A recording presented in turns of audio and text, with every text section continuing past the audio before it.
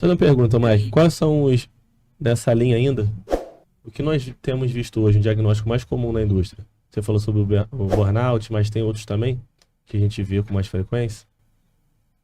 Eu vou falar da minha experiência como psicólogo, porque é o que eu já escutei. Então, assim, burnout é o que eu mais ouço dentro aqui do meu campo de atuação. O burnout, que é o esgotamento profissional, para quem não sabe, a OMS caracteriza burnout como um estresse crônico, uma exposição ao estresse crônico no ambiente de trabalho que não foi gerenciado com sucesso, não foi administrado com sucesso.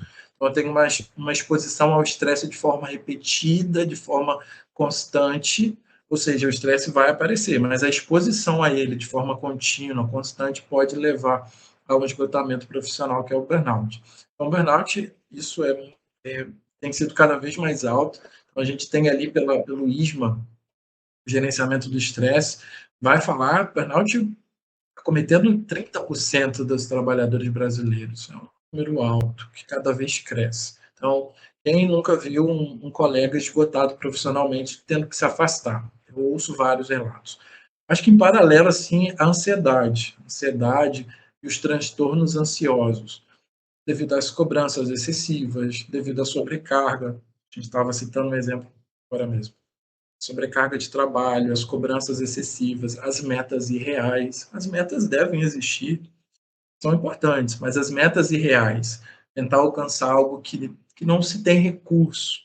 Então, você tem uma exigência muito alta, mas oferece pouco recurso. Essa discrepância, que a INR 37 vai chamar de deficiência, acho que a gente pode colocar aqui, deficiência como isso. Você tem uma cobrança alta, mas você oferece pouco recurso. Então, o que, que o indivíduo faz com isso? Aqui entra cobrança, autocobrança. Eu não sou ninguém, não presto para nada, sou incompetente, erro o tempo todo, eu sempre falho. E aí começa a afetar a vida pessoal, a vida profissional, quando você vê o indivíduo está paralisado. Toda reunião que vai se paralisa, tem medo do chefe, tem medo do gestor. E assim, aí a gente já tem um agravo. Então, burnout, ansiedade. E tem tipo de transtorno que a gente ouve falar menos, mas eu já vi relatos muito próximos, que é o transtorno do estresse pós-traumático, que são traumas que acomete o indivíduo após uma situação traumática. Né? São registros, são sintomas permanentes por um longo período que acomete depois de uma situação traumática. Vou dar um exemplo. Teve uma colaboradora que era motorista de uma empresa, e ela começou a passar por um estresse constante de ter que fazer tarefa fora da função dela, era pedido de última hora para ela ir para outro estado, viajava horas, dormia pouco. Opa, olha os riscos psicossociais, falta do sono, falta do descanso. E ela começou a entrar naquele processo de estresse, de estresse, de estresse, e, paralelo a isso, casos de assédio. Teve um dia que ela parou o carro no meio da BR e chegou ao limite dela. Ela desceu do carro, explodiu por telefone e não conseguiu mais dirigir. A partir daquilo dali, ela chega até a mim, traz isso, pedindo suporte. Você tem noção de que ela não conseguia dirigir mais nem para ir até a padaria comprar o pão? Porque toda vez que ela entrava dentro do carro, tinha tudo aquilo na mente dela, de forma muito traumática. Só uma pergunta, Mike, ainda nessa linha. Quando a gente fala dos riscos dos quais nós estávamos sempre habituados, né? Que eram riscos que, de certa forma, a gente conseguia quantificar, principalmente biológico, químico, físico.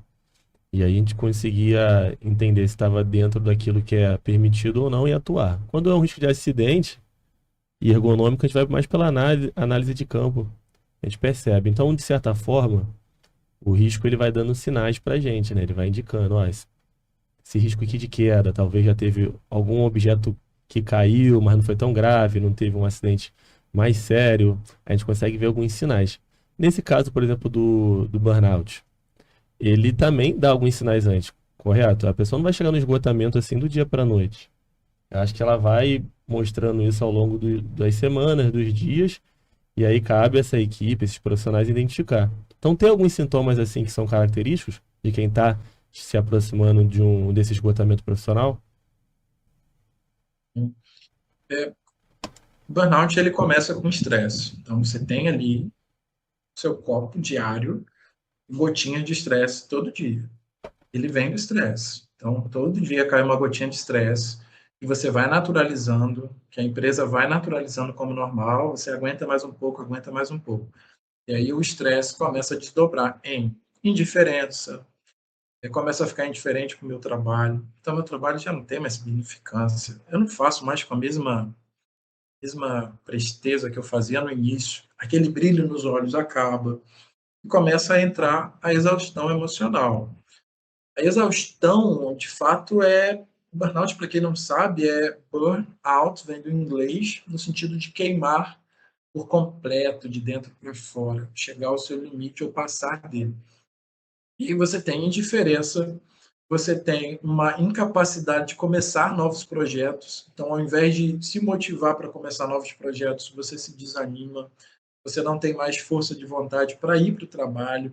E tem pessoas que, inclusive, têm uma tendência a ficar bem quando sai do trabalho, mas quando está com os pés no trabalho, começa a se sentir mal.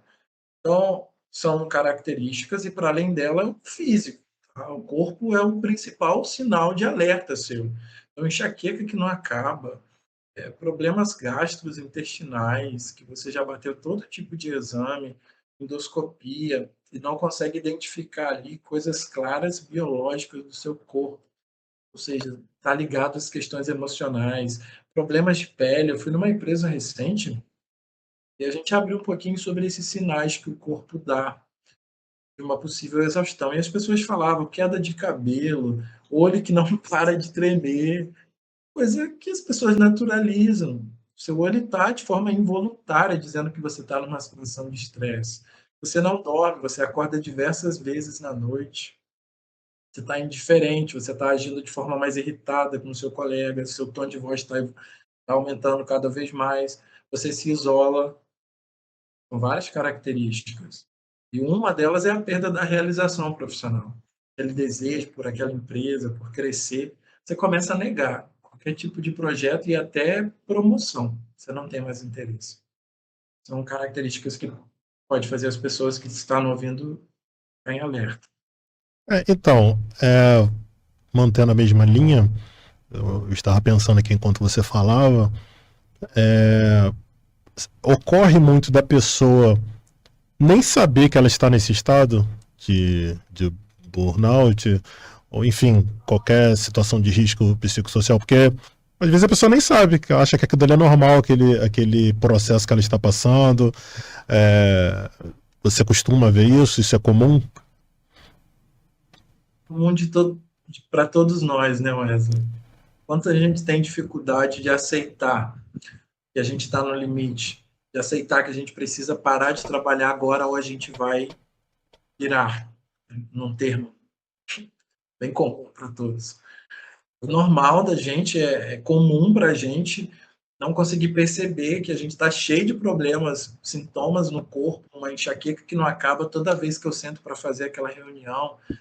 A gente não quer aceitar, e a gente chama isso de negação dentro da psicologia. A gente nega, por quê? Porque a gente não quer dar de cara com a vulnerabilidade nossa. A gente não quer dar de cara com isso, porque a gente quer trabalhar, a gente quer dar resultados, a gente quer fazer um trabalho bem feito. Só que o problema é, a custo de quê?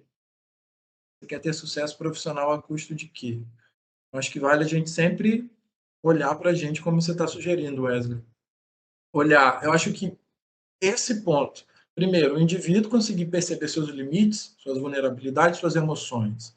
A gente não foi alfabetizado para falar das nossas emoções. A gente não foi alfabetizado para falar do nosso campo psicológico. A gente está recebendo letramento com mais ênfase agora. Agora as pessoas discutem mais, especialmente após a pandemia. Então o indivíduo precisa aprender isso. E, por outro lado, a empresa deve ter o papel de instruir e de cuidar dos colaboradores para que eles também sejam capazes de reconhecer quando está no limite. Eu acho que a avaliação psicossocial, a avaliação de riscos psicossociais, ela também começa quando a gente não pode ficar esperando as pessoas bater na porta do HSE e dizendo que está com problema psicológico. Sim. A gente precisa ser proativo para identificar isso antes de ter um agravamento. É porque nos últimos anos a gente meio que normalizou, né? Tem uma palavra que a galera tem usado muito, que é o workaholic, né? Não sei nem se a pronúncia é correta, mas a gente normalizou, né? Não, eu sou workaholic, eu sou assim mesmo, trabalho 12, 13, 14, 15, 16 horas por dia. Mas a gente esquece da consequência, né? Cara, Wesley, isso é tão real, Wesley. Não só para o workaholic, para quem não sabe, o workaholic é conhecido como viciado em trabalho, como se fosse um prêmio, Sim. como o Wesley botando. E não só para o workaholism, né, do inglês, o vício em trabalho, mas também o burnout. Vocês acreditam que já teve discussões e até pautas de trabalhadores, especialmente líderes, que começaram a se orgulhar de estar em burnout, como sinônimo de muita produtividade. Olha, eu já soube de um caso que chegou até a mim, afastado do trabalho por burnout, por esgotamento profissional, e ele deu um jeito de trabalhar escondido. O que isso tem a dizer para o nosso tempo, assim? A gente perdeu a linha em algum lugar onde a gente aceita corpos doentes. Sim. A gente naturaliza corpos doentes. A gente naturaliza mentes doentes.